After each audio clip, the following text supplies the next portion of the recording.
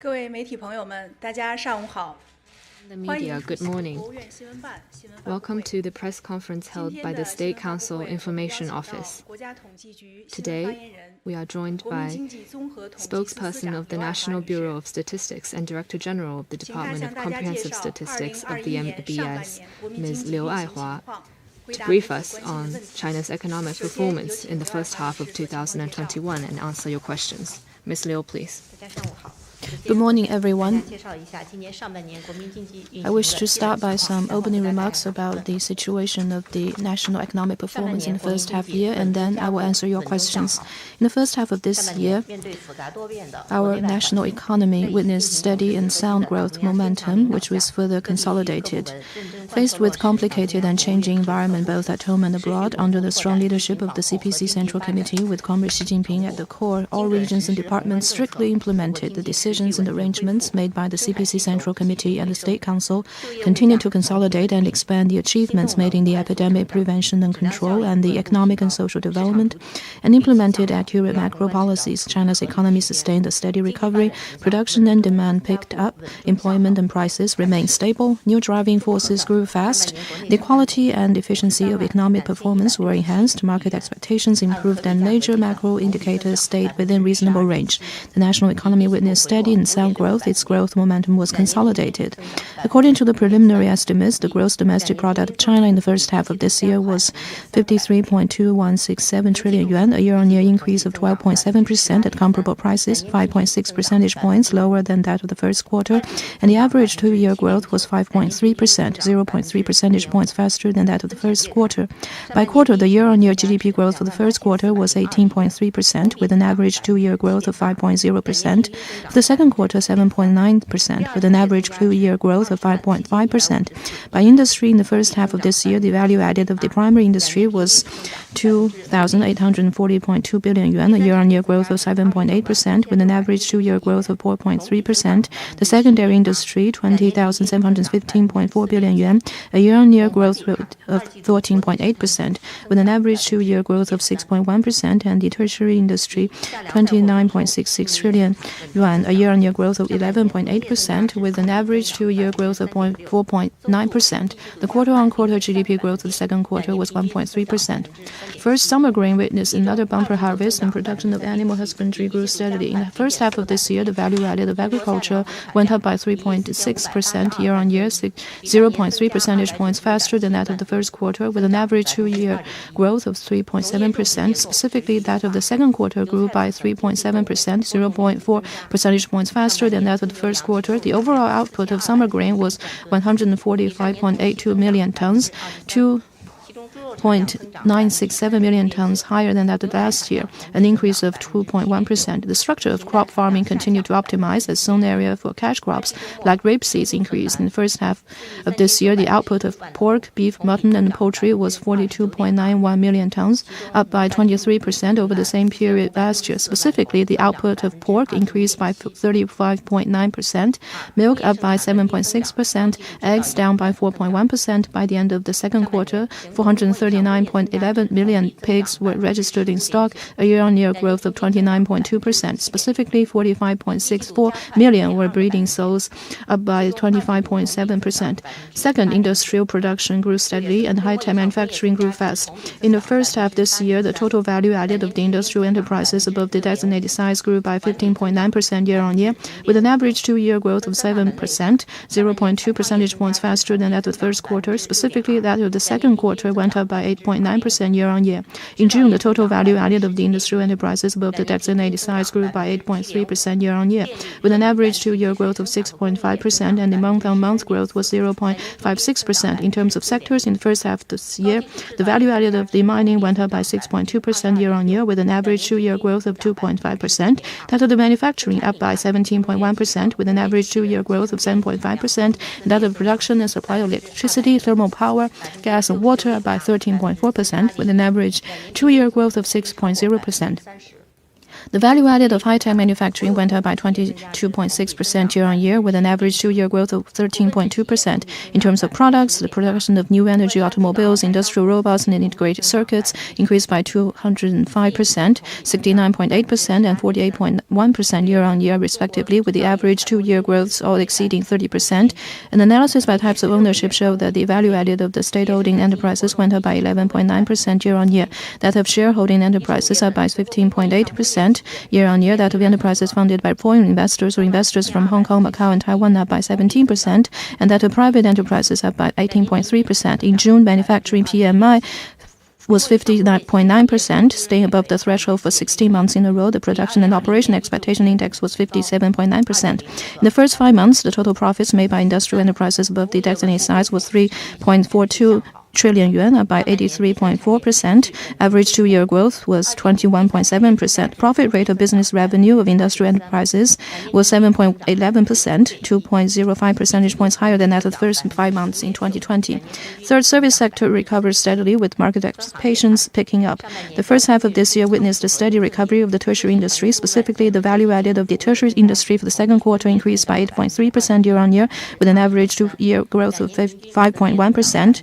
That for the first quarter increased by 15.6% year-on-year, with an average two-year growth of 4.7%. Specifically, in the first half of this year, the value added of transportation, storage and postal services, and information transmission software and information technology services increased by 21% and 20.3% year-on-year, respectively, with the average two-year growths increased by 5.9% and 17.3%, respectively. In June, the index of services production increased by 10.9% year-on-year, with an average two-year growth of 6.5%. In the first 5 months, business revenue of service enterprises above the designated size went up by 31.9% year-on-year, with an average two-year growth of 11.1%, 0.2 percentage points higher than that of the first 4 months. In June, the business activity index for services was 52.3%, staying above the threshold for 16 months in a row. Specifically, the business activity index for sectors closely related with online consumption, such as express mail services, telecommunication, broadcast, television and satellite transmission services, internet software and information services, stayed within the expansion range of 57% and above. Monetary and financial services and insurance stood within the expansion range of 60% and above. In terms of the market expectation, the business activities expectation index was 60.4%, continuing to stay within the expansion range. Fourth, market sales improved gradually, and sales of upgraded consumer goods witnessed accelerated growth. In the first half of the year, the total retail sales of consumer goods reached 21.19 trillion yuan, up by 23%, with an average two-year growth of 4.4%, 0.2 percentage points faster than that of the first quarter. Specifically, that of the second quarter went up by 13.9% year-on-year, with an average two-year growth of 4.6%. In June, the total retail sales of consumer goods reached 3.758 trillion yuan, up by 12.1% year-on-year, with an average two-year growth of 4.9%, or up by 0.7% month-on-month. In the first half year, analyzed by different areas, the retail sales of consumer goods in urban areas reached 18.4 trillion yuan, up by 23.3% year-on-year, and the retail sales of consumer goods in rural areas stood at 2.78 trillion yuan, up by 21.4%. Grouped by consumption patterns, the retail sales of goods reached 19.019 trillion yuan, up by 20.6% year-on-year. The revenue of catering was 2.171 trillion yuan, up by 48.6%, same as that of the first half of 2019. Grouped by categories, the year-on-year growth rates for 18 categories of goods by enterprises above the designated size all exceeded 10%, among which over 70% of categories of goods witnessed their year-on-year growth rates exceeding 20%. In terms of the average two-year growth, except petroleum products, retail sales of other categories of goods all witnessed positive growth. Specifically, that of 9 categories, including sports and recreational articles, communication equipment, cosmetics, and cultural and office supplies exceeded 10%. The online retail sales reached 6.11 trillion yuan, a year-on-year growth of 23.2%, with or 1.5 percentage points faster than that of the first quarter. Specifically, the online retail sales of physical goods were 5.02 trillion yuan, up by 18.7%, or 1.1 percentage points faster than that of the first quarter, accounting for 23.7% of the total retail sales of consumer goods, or 1.8 percentage points higher than that of the first quarter. 5. Investment in fixed assets continued to recover, and the average two-year growth rate of investment in manufacturing accelerated. In the first half, investment in fixed assets, excluding rural households, reached 25.59 trillion yuan, up 12.6% year-on-year, and it grew 0.35% month-on-month in June. Average two-year growth reached 4.4%, 1.5 percentage points faster than the first quarter. Specifically, in the first half, investment in infrastructure was up 7.8% year-on-year, with an average two-year growth of 2.4%, a slight drop compared with the first 5 months.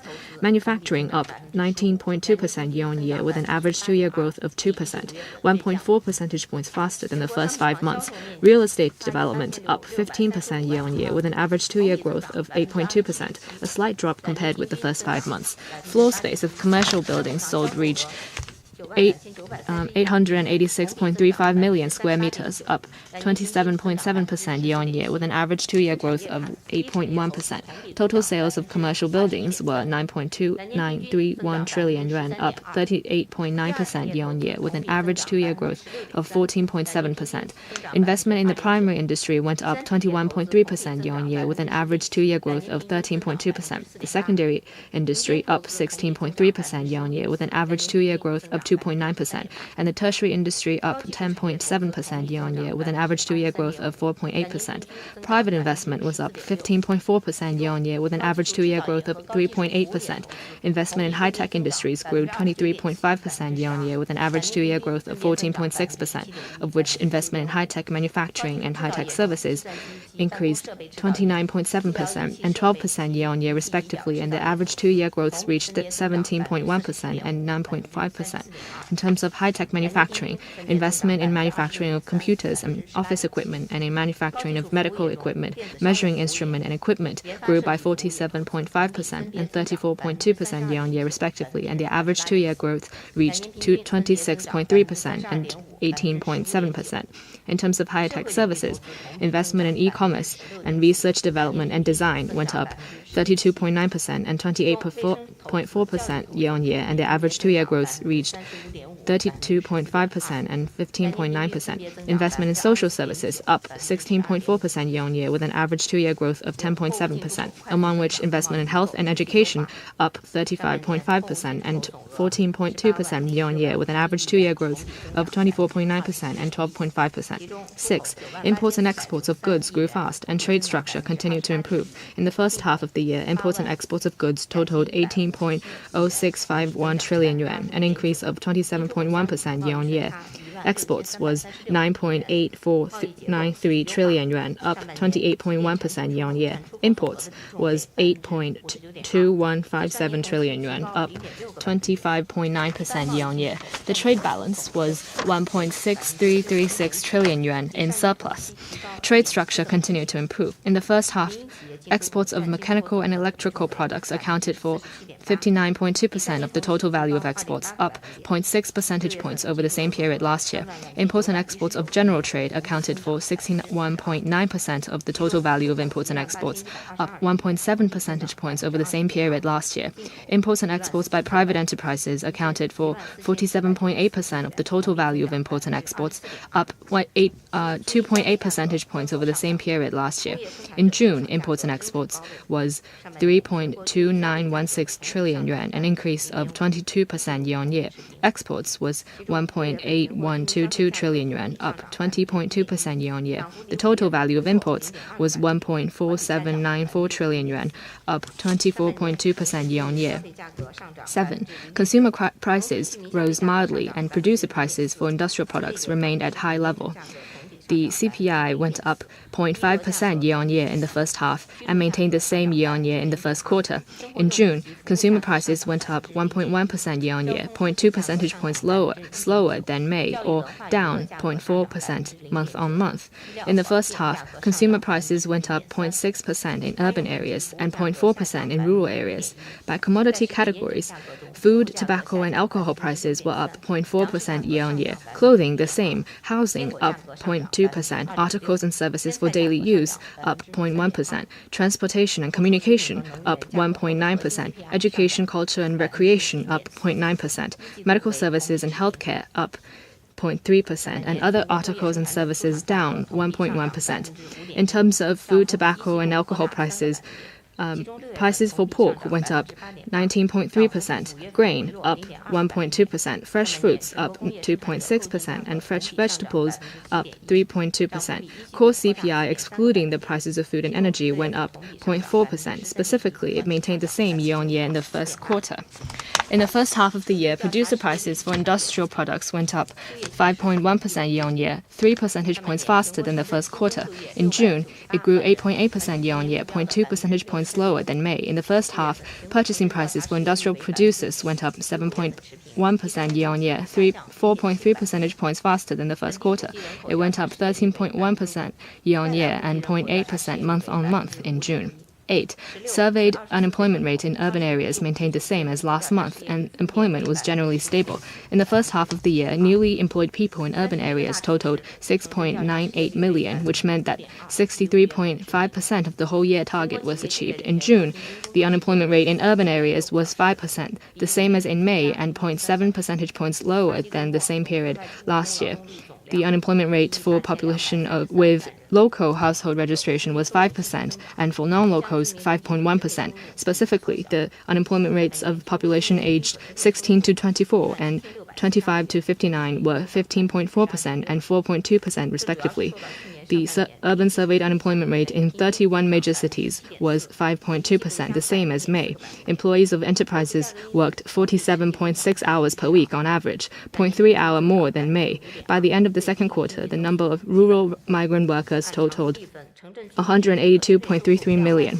9. Resident income continued to grow and urban-rural per capita disposable income ratio narrowed. In the first half of the year, nationwide per capita disposable income of residents was 17.642 thousand yuan, a nominal increase of 12.6% year-on-year as a result of the low base in the first half of last year, with an average two-year growth of 7.4%, 0.4 percentage points faster than the first quarter. Real growth was 12% year-on-year after deducting price factors, which meant an average two-year growth of 5.2%, slightly slower than economic growth, but generally staying at the same speed.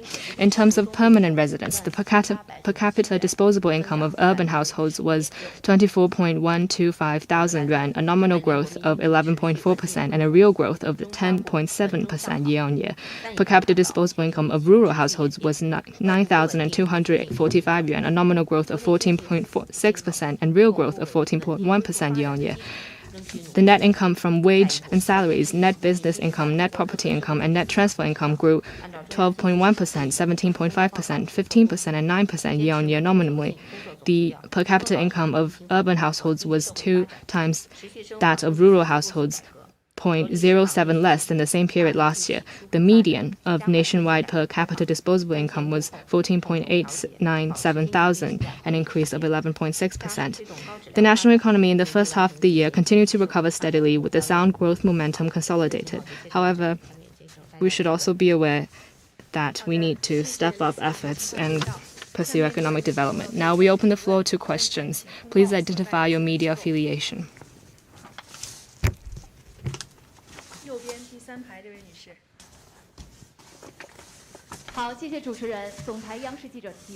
Thank you. With CCTV, from the figures that were just released, we can see that the economy had a faster two-year average growth this year compared with 2019.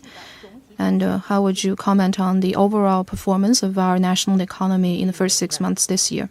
Thank you for your question.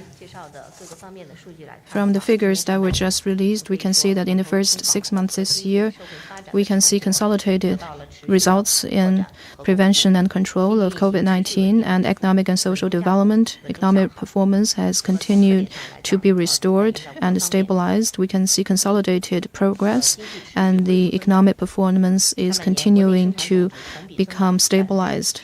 First of all, we can see economic growth continuing in the first 6 months. Our GDP grew by 12.7% year-on-year, higher than 6%, which is the set goal, and the second quarter growth rate up by 7.9%, with a quarter-on-quarter growth of 1.3%, and with a cargo transportation volume we can see a year-on-year growth of 24.6% and the two-year average growth of 7.2%, and the total electricity consumption up by 16.1%, and a two-year average growth of 7%. And also we can see continued improvement in the economic structure and a better industrial support. In the first 6 months this year, value added of service sector accounted for 55.7% of GDP, contributing 53% to GDP growth, up by 2.1 percentage points in the first quarter, and the manufacturing accounts for a bigger share. And consumption is also contributing more to economic growth, reaching 61.7% in the first 6 months, which is 42.5 percentage points higher than the capital's contribution to economic growth. And in the weak link areas, there is a faster growth of investment. In the first 6 months, we can see a 14.6% and 10.7% growth respectively in investment in high-tech industries and in social areas, which is faster than the growth of the entire investment sector. And also, we can see a narrowing of the income ratio gap between urban and rural areas. In the first 6 months, the per capita disposable income ratio between urban and rural residents was 2.61 and 0.07, lower than the same period last year. And also we can see fast growth in new market entities. For the value added of companies in the high-tech manufacturing industry over designated size, the value added grew by 22.6%, up by 13.2% in terms of two-year average growth, up 0.9 percentage points compared with the first quarter. And also in terms of new business models and areas, we can see physical goods online sales up by 18.7% year-on-year, a two-year average growth of 16.1%, accounting for 23.7% of the total consumer retail sales.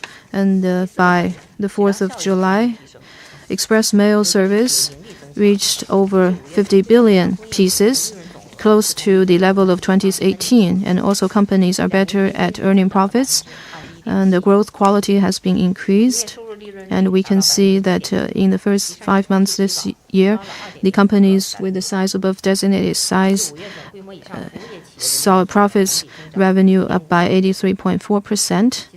And also fiscal revenues continue to increase. In the first 5 months this year, our general public budget revenue reached 9.65 trillion yuan, up by 24.2%.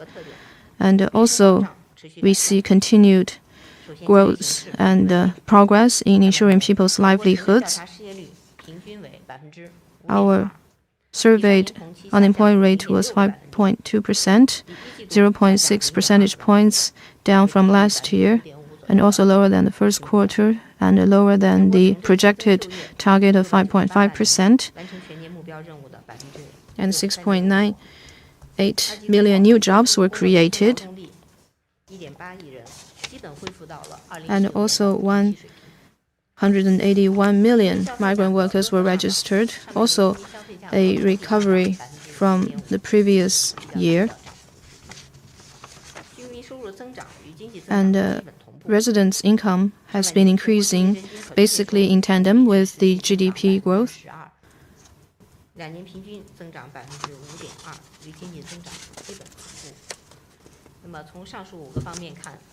So from all these areas, we can see that the national economy continues to recover in the first 6 months, and we see consolidated growth and further stabilization. But we see a lot of uncertainties and destabilizing factors coming from both at home and abroad.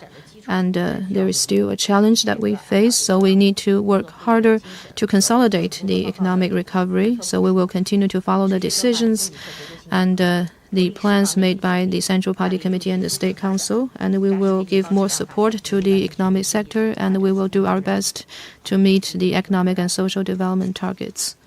Thank you. 中间第二排这位男士。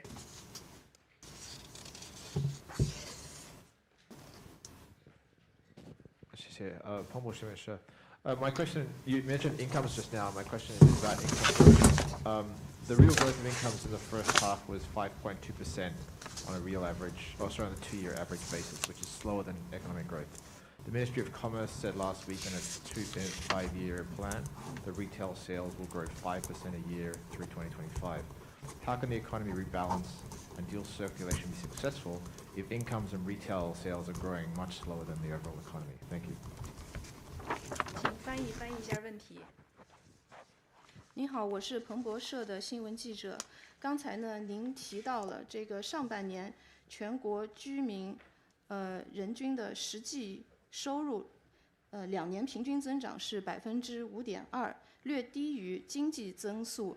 那么呢，我们也之前从商务部了解到，在“十四五”时期，全国的这个零售品的销售总额预期的目标是要提升5%，这是从今年到2025年之间设定的一个目标。那么，就您刚才所发表的数据显示，这个居民的人均可支配收入略低于经济增速，在这种情况下，如何实现中国经济的再平衡？如何成功的实现双循环的目标？谢谢。好，谢谢你的提问。您的提问基本上。Thank you for your question. 上半年的这个收入的一个。So your question is about our assessment of the residents' income in the first half of this year. So from what has been released in the first 6 months this year,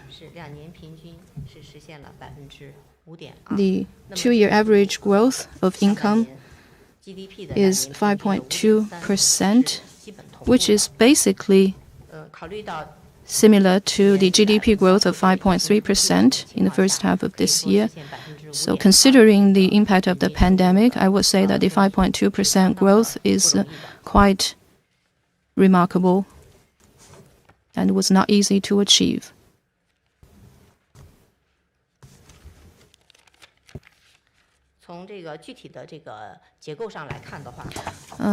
Specifically, if we look at the structure of the income growth, we can see 3 factors contributing to the 5.2% increase in income.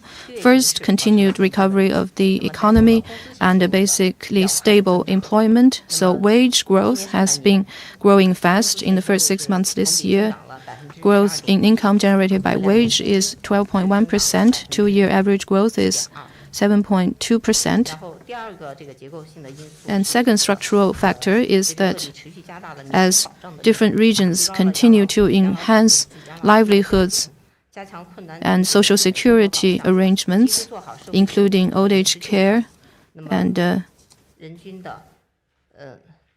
aid and assistance for unemployment, we can see a 9% growth in transferred income, and with a 2-year average growth rate of 8.6%. And the third factor is that as the COVID situation improves, we see continued improvement in revenues registered by businesses, which is up by 17.5% year-on-year, and a 2-year average growth of 5.6%. So I would say that the economic recovery has contributed to employment and income growth, and also we have increased policy support for people's livelihoods, and also market entities have done a good job in restoring economic and income growth. So let me say again that we consider the 5.2% income growth basically in sync with the GDP growth. And building on that, we can say that overall we see strengthening of internal growth driving forces of the national economy, and as market entities bounce back, from the COVID impact, we believe that there is generally strong support for income growth, and this will also contribute to consumption. 大家继续提问。 Thank you. 左边第5排靠边的这位女士。 谢谢主持人，香港紫金杂志记者提问。 Hong Kong Bohemia magazine. According to your statistics, 占比不断提升，如何评价三星经济对我国经济的拉动作用？未来还将如何促进三星经济持续快速发展？谢谢。 how would you evaluate 好， the 3 new forms'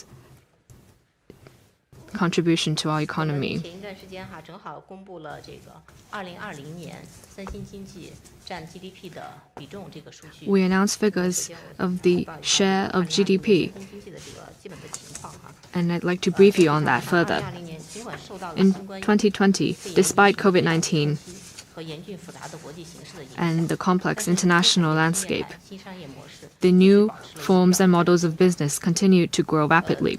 算下来全年哈，三星经济的增 For the 长 whole year, 占比是17.08%。 it accounted for 17.8% of economic growth, up 0.7 percentage points from last year. 增加值呢比上年明 The value added in nominal terms was 4.5%, 突了1.5个百分点。 1.5% higher compared to the same period.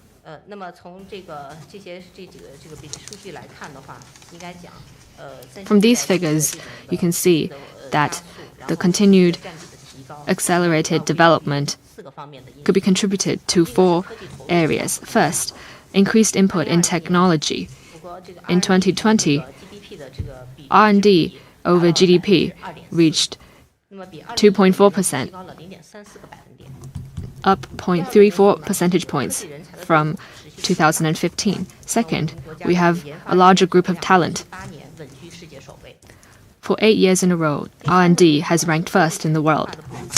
Third, the industrialization of technology continued to deepen.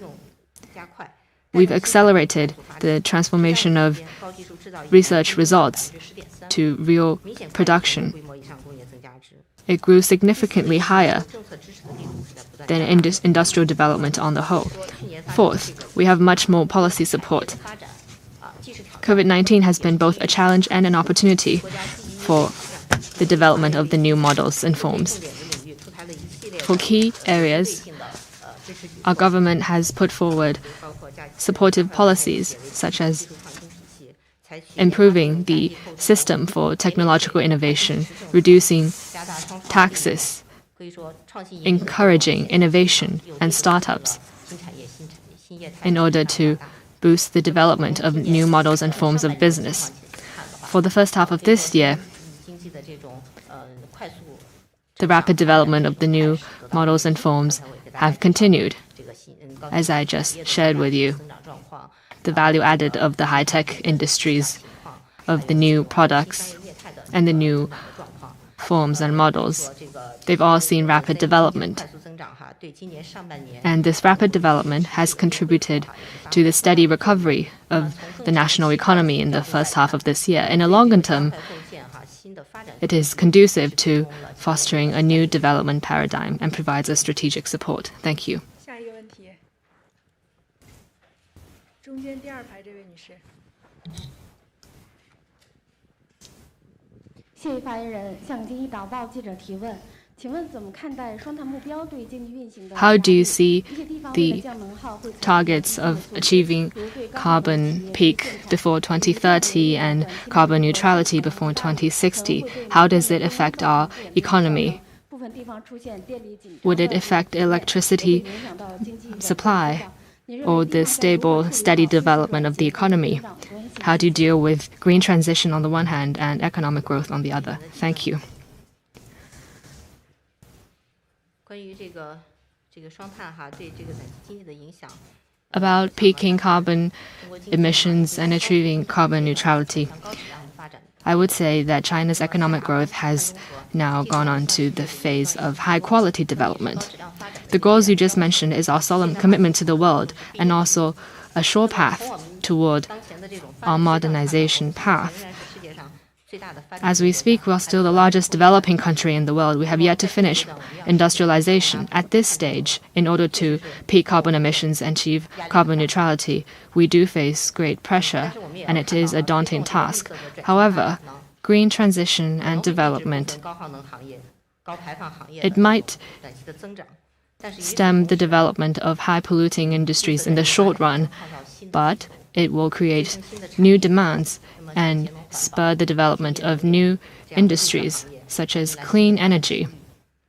Those markets will see a boom and new opportunities, and that will create vast market demand. So we need to seize this historical opportunity and rise up to the challenges and advance China's economic development. 右边第5排这位男士。谢谢封面新闻记者提问。 Cover.cn. How would you assess the employment figures for the first half of the year? What is the employment situation for new graduates? We see a surveyed unemployment rate of 15.4%. That's more than the first quarter. How would you respond?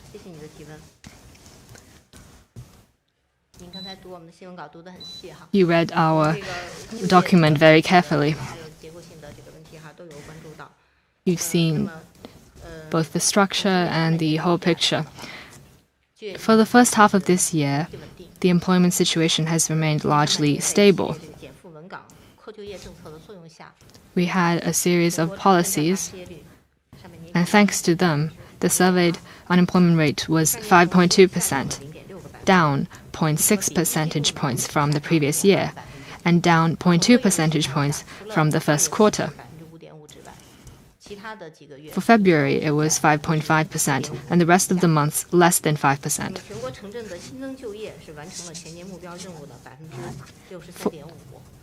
We finished 63.5% of the year's target for newly added jobs.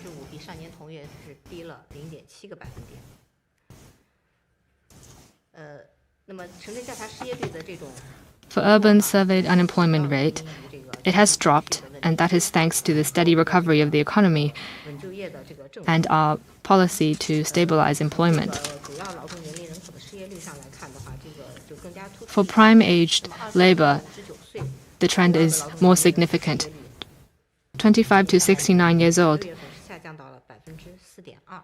sees a drop of unemployment rate to 4.2%. That's 1 percentage point lower than the previous year. We also need to see the tension in terms of the structure of employment. As we have new graduates coming onto the job market, we have more college graduates, those who are highly educated. And so we're seeing a larger figure for unemployment of highly educated people. The figure is the same as the same period last year. The figure is even higher for those aged 20 to 24. So indeed, in terms of the structure of the unemployment situation, we are seeing more tensions. But given the new circumstances, I'd say the labor market is steadily recovering. Compared to last year, it is more stabilized, and people are more actively searching for jobs. This year, we're seeing 9 million new graduates, so that does put a lot of pressure on the jobs market. We will continue to put employment first and increase support for key groups of people to consolidate the employment situation. Thank you. 左边第3排中间这位女士吧。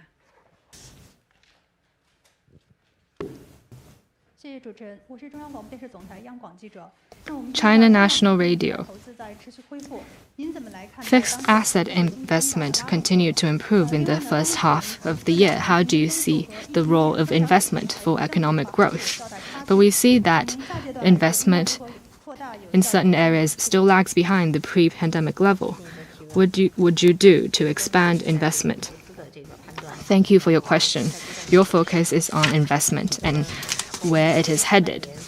In the first half of the year, in terms of the monthly changes, I'd say investment is steadily recovering.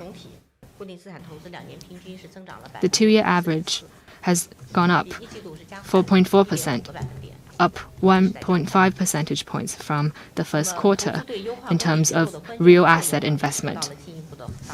The key role of investment for economic growth has also played out in three areas. First, in terms of high-tech industries. The two-year growth is 14.6%. That's 4.7 percentage points up from the first quarter. High-tech services and manufacturing have all grown faster. Second, investment in social sectors have gone up, which means greater support for the weak links. The figure is 10.7%. That's 1.1 percentage points up from the first quarter. In a lot of areas, the growth rate is as much as 20%. Third, private investment is growing. The two-year average is 3.8%, 2.1 percentage points faster than the first quarter. So, investment in high-tech, in social services, which are the weak links, and in private businesses have all been accelerating. So, efficient investment has played a greater role in boosting economic growth. Going forward,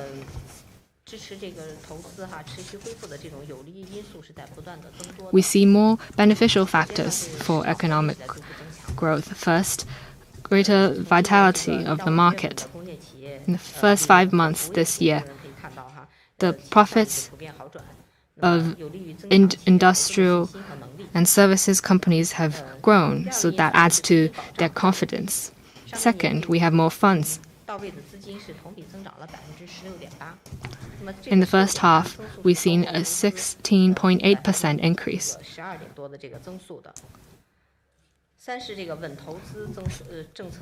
Third, our policies to stabilize investment have made good progress. In June, the major projects valued at more than 50 million have exceeded 14,000, up 11.6%. And new urbanization, industrialization, agricultural modernization, etc. have all provided new engines for economic growth. And our work to stabilize production chains and accelerate the transition of traditional industries could all add to the potential of growth of investment. So on the whole,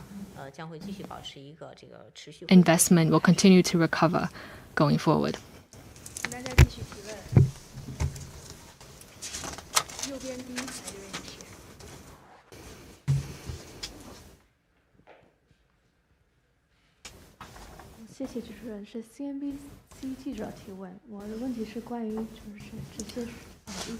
With CNBC, my question is that these figures, what kind of effect will they have on the second half of this year? For instance, exports, will they continue to increase? And in terms of consumption, we see increase in the automobile sector,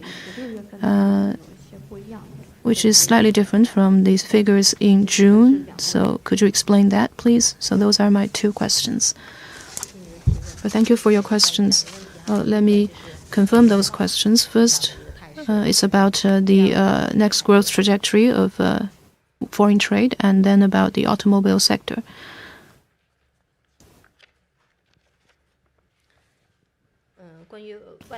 Now, about the trajectory of foreign trade, my colleague has released figures a couple of days ago, and judging from those figures, as economy recovers at home and abroad, and also the low base figure from last year, in the first 6 months, we can see fast growth in the automobiles, in foreign trade. Total trade of imports and exports was up by 27.1%, so 22.8 percentage points higher than 2019. So 10% increase in both years. So we can see generally good performance for foreign trade in the first 6 months this year. Moving forward, we need to focus on two things. First, globally, the pandemic situation remains complex, and bulk goods remains to commodities. The price increase pressure remains high, and that will have an impact on our export. And then foreign demand remains strong, and the domestic strong is recovering, and the Chinese companies over the years have been increasing their capacity and resilience to adjust and adapt to such fluctuations. So we see good conditions that can contribute to foreign trade growth. So I think in the second half of this year, we will maintain quite fast growth in foreign trade. And going to your second question, in the automobile sector, this year, generally speaking, in the first 6 months, I would say that overall, the automobile sector increased by 21.8%, though there has been a slight drop in the past 2 months. But in the entire first half of this year, there has been an increase, and the 2-year average growth is 8.6%, both faster than the value-added growth of the entire industrial sector. So both in terms of year-on-year growth and the 2-year average growth, the growth rates are faster than the entire industrial sector. But we do see constraints on the automobile sector, for instance, the shortage of chips and industrial adjustments. The policy adjustments will have some constraining effect on the automobile sector, like rising cost. But we do need to see that overall speaking, our per capita ownership of cars per 1,000 residents. From this indicator, we can see there is still potential compared with developed countries, and we are also speeding up production of integrated circuits. So even though there is pressure and complexity in the external environment, and indeed it takes some time before the automobile sector can fully recover, but still in the long run, I would say that the sector has the potential to maintain fairly rapid growth. 左边第4排中间这位女士吧。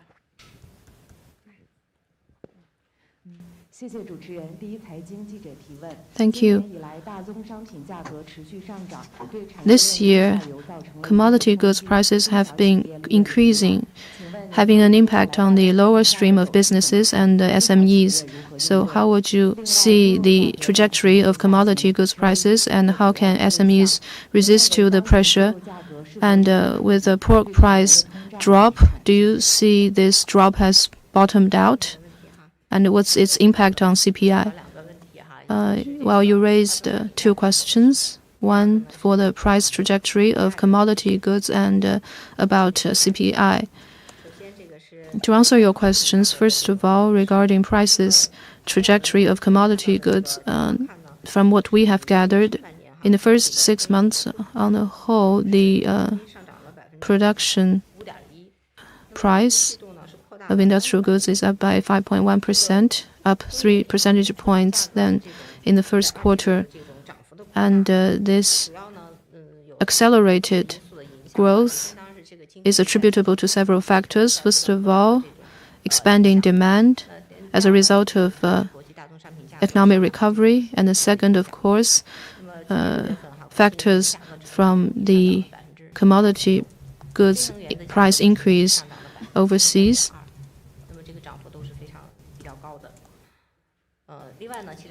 And also,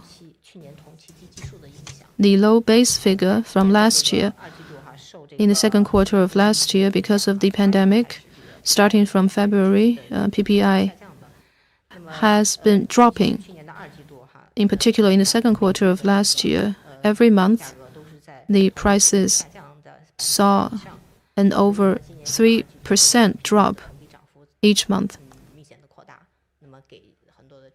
And that certainly has had an impact on the mid to lower stream sectors and also cost pressure on the SMEs.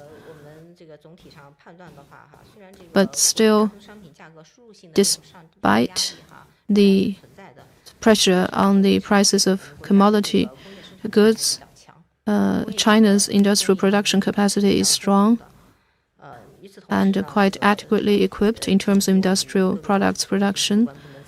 And also, competent authorities have adopted policies to stabilize the price of commodity goods. So in June, PPI increased by 8.8%, a 0.8 percentage point drop compared with May.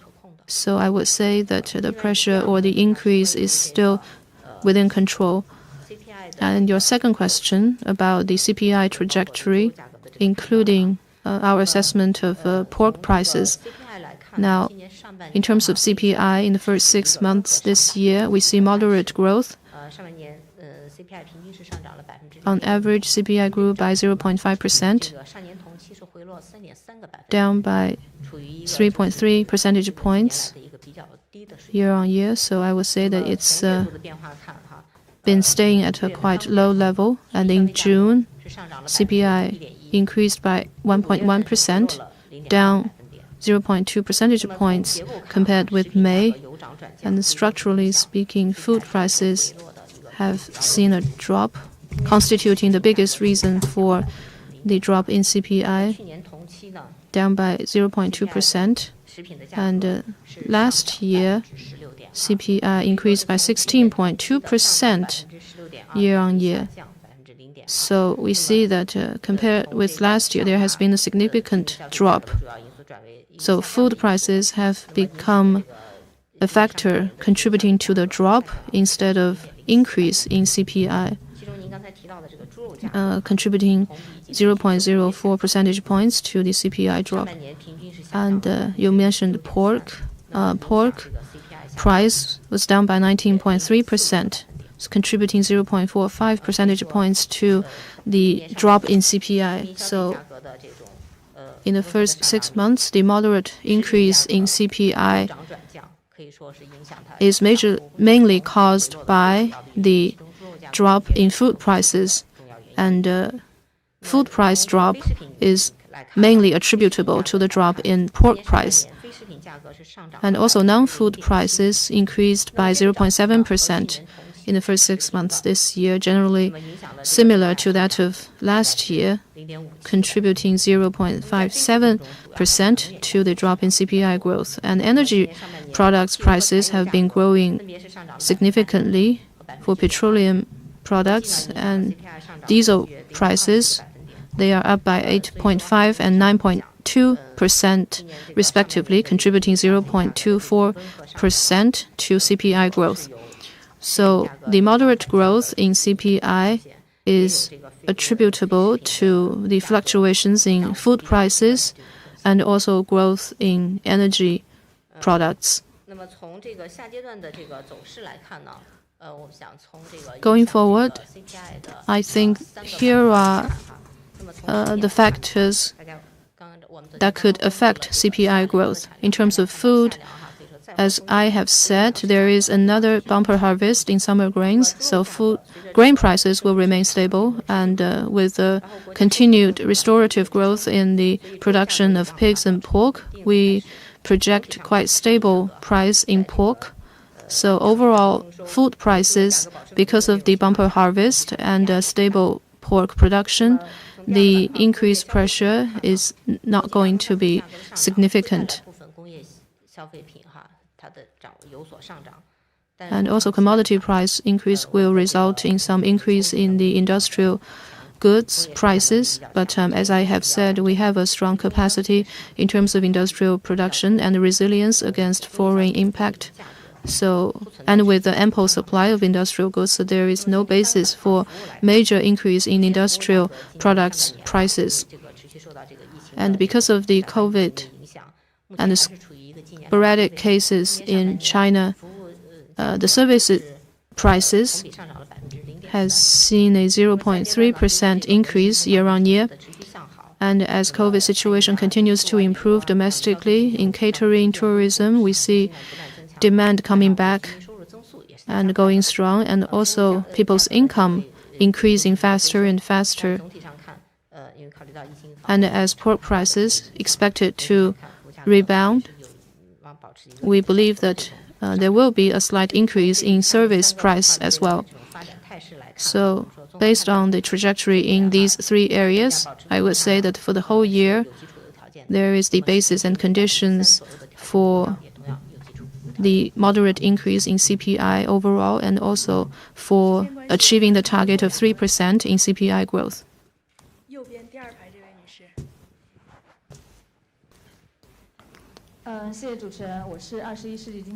Thank you. With the 21st Century Finance, a couple of days ago, the central bank reduced benchmark ratio. Some say it's because of the significant pressure on our economy, and that is why the policy has been relaxed. What is your comment? And also, the Premier hosted a seminar on economic work. He mentioned that we should focus on resisting cyclic shocks. And so what should we do in terms of cyclic adjustment, and what are the risks that we face? Thank you for your questions. So your questions focus on two things. One is the trajectory of the economy in the second half of this year, and the second, the trajectory of the macroeconomic policy and the considerations behind such policies. So on your first question, the future of the economy, from the figures we have released in the first 6 months, we see continued and stable recovery of the economy and smooth circulations. So these are strong fundamentals supporting the economic recovery of the second half of this year. And with regard to the factors affecting the economy in the next 6 months, I think with the fundamentals continuing to recover, we see accumulation of positive factors and enabling conditions. First, we see strengthening of the internal driving force of the economy, which accounted for 80.9% of economic growth, up 4.9 percentage points compared with the first quarter. And also consumption is coming back in the first 6 months. Our 2-year average growth rate of social consumption is 4.4%, 0.2 percentage points higher than first quarter, and our domestic demand is clearly contributing more to economic growth, and also we see stronger market confidence. I would say that we have a stronger confidence of market entities, and manufacturing PMI is 50.9%. For 16 months in a row, it has been in the expansion range, and we can tell that market entities are optimistic about the future trajectory of the economic growth and of the market vitality. And thirdly, from the perspective of global economy, we see continued recovery, so this provides a good foundation for stronger domestic foreign demand, and PMI reached 56.6%, a high compared with the past 15 years. And global trade is expected to increase by 8% according to WTO. So global economy is recovering at a faster pace. This will also contribute to growth of our foreign trade. And in terms of our domestic supply and demand structure, our macro policy has been supporting the real economy, and policies supporting the SMEs have also been implemented. They are important for relieving the pressure and difficulties of SMEs. So, taking all these factors into account, despite the many uncertainties and instability in the domestic and foreign environments, and also factors such as price increase of raw materials and their impact on the SMEs and mid to lower stream economic sectors.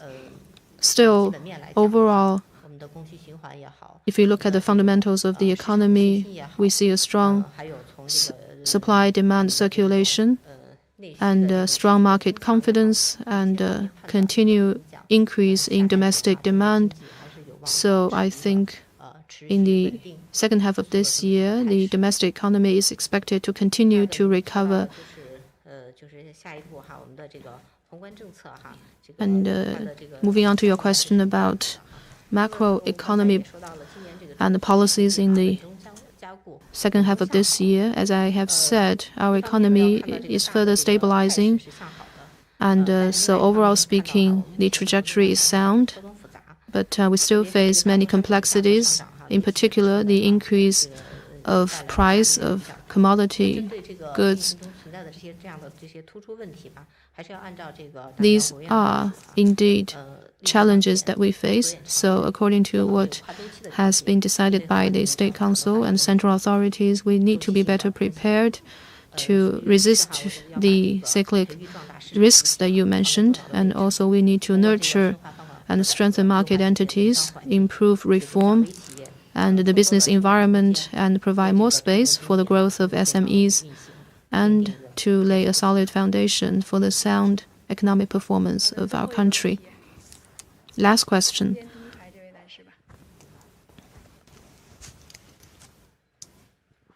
您好，大公报香港文汇报提问。我们看数据显示，1至6月外商及港澳台商 In the first 6 months, investment from companies owned by Hong Kong, Macau, and Taiwan increased by 17%. What is your comment on that increase? Well, you looked very thoroughly at the figures that we released, and about this increase, as you can see, is faster than the overall growth of value added in the industrial sector, which is 15.9%. So that 17% investment increase from Hong Kong, Macau, and Taiwan businesses is pretty significant. It shows that investment in this from these quarters has played an important role in resisting impact and the challenges. And our policy in supporting these companies and in supporting the real economy has been effective. So the increase that you mentioned is a reflection of the overall economic recovery in China as well, and how our market entities have improved their business performance. Thank you. Well, thank you, Director General Liu. This is the end of today's press conference. Thank you.